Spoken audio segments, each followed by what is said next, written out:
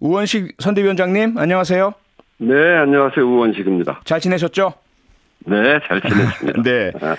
이재명 후보께서요, 윤석열 후보를 네. 향해서 1대1 회동과 정책 토론을 하자라는 깜짝 놀랄 만한 제안을 했습니다.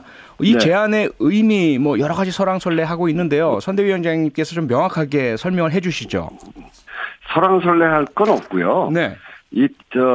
우리가 지금 맞이하고 있는 대선 과정이라는 것이 국민께 미래에 대해서 비전을 제시하고 정책을 발굴해서 좀 더 나은 나라를 만들 수 있는 실천력, 실력, 이게 누가 있는가. 네. 이걸 보이는 거 아니겠습니까? 네.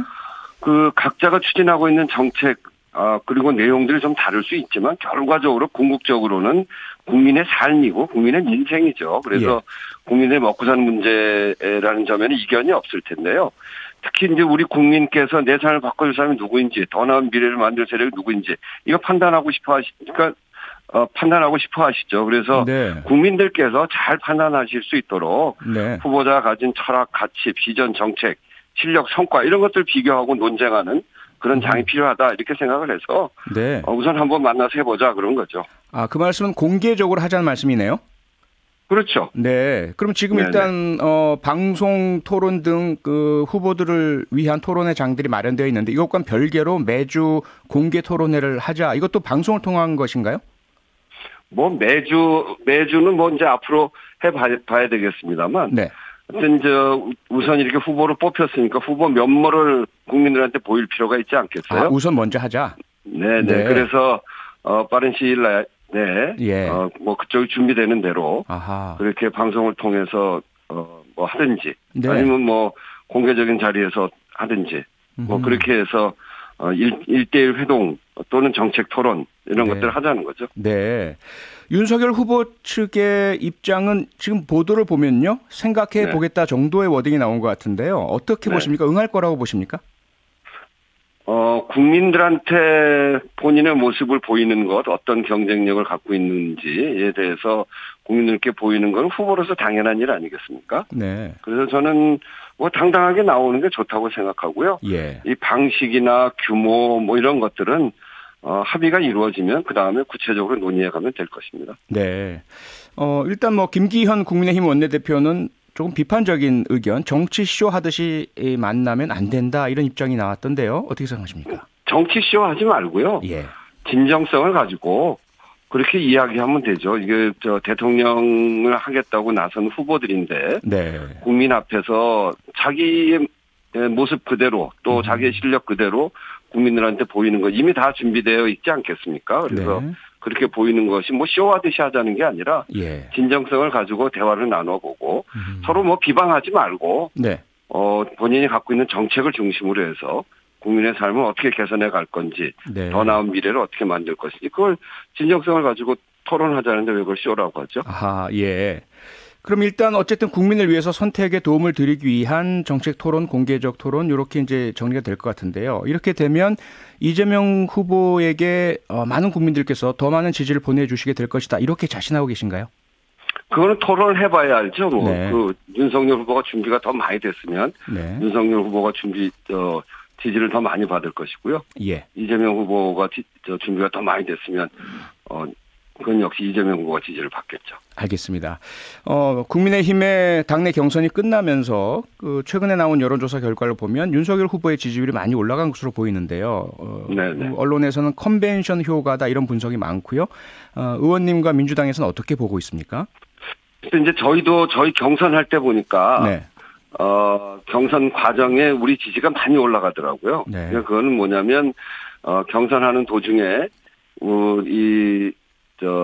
여론조사를 하지 않습니까? 그럴 때는 그 당의 그 지지자들이 전화를 받을 준비가 충분히 되어 있어서 그런 점에서 이제 여론조사에 훨씬 빨리 잘 응하게 되죠. 그런 점에서 그런 효과가 있을 테고요. 네. 그리고 지금 이제 정권 교체 여론이 높기 때문에 그런 점에서 그 지지가 좀 높게 나오는 면도 있을 테고요. 근데 좀 지켜봐야 될 것 같습니다. 그 부분. 네, 지켜봐야 될 것 같다. 근데 다만 같은 당내 경선이 끝났을 때요. 민주당 같은 경우는 이재명 후보의 지지율이 컨벤션 효과를 보면서 오르질 않았었지 않습니까? 네, 그때는 이제 저희 당 안에 갈등 구조가 전면적으로 이렇게 드러났고, 이제 그러면서 그랬던 면이 있었던 것 같고요.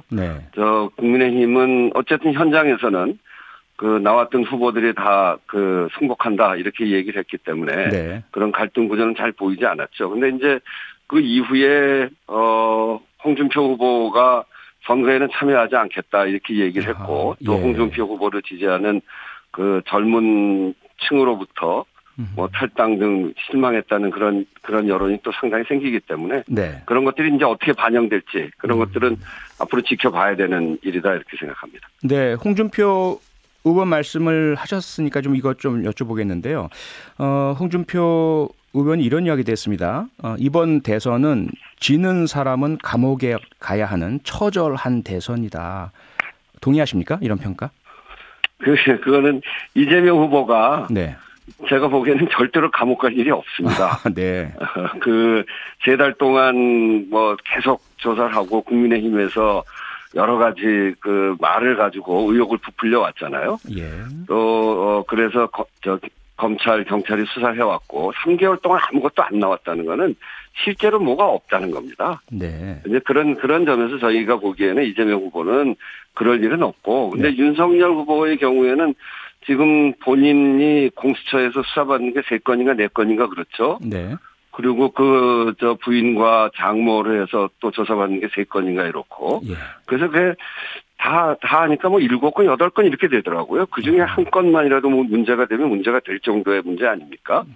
이제 그러고 거기에 좀 더 구체적인, 그런 증언이 나오는 것도 있고. 그래서 그쪽은 어쩔지 모르겠습니다만 이게 정치 보복의 형태로서가 아니라 검찰이나 이 수사기관의 엄정한 수사를 통해서 이루어질 일이니까요. 그건 뭐 지켜봐야 될 일이죠. 알겠습니다. 앞서 국민의힘 경선 이후에 대해서 설명을 해주시면서 청년층의 이탈, 뭐 탈당 등의 그 상황이 벌어지고 있다는 말씀을 주셨는데요. 이준석 국민의힘 대표가 그렇게 국민의힘을 떠나는 청년층이 민주당으로는 가지 않을 것이다. 왜냐하면 청년층이 민주당 정책의 가장 큰 피해자이기 때문이다. 이렇게 주장을 했는데요. 이재명 후보가 2030 청년 세대를 흡수할 수 있는 그런 어떤 방책이 있으신가요? 그 국민의힘에 대해서 우선 좀 이야기를 해보면 그 국민의힘이 수구 기득권 세력이라고 해서 그동안 국민들에게 많은 지탄을 받고 청년들한테 비판을 많이 받았잖아요.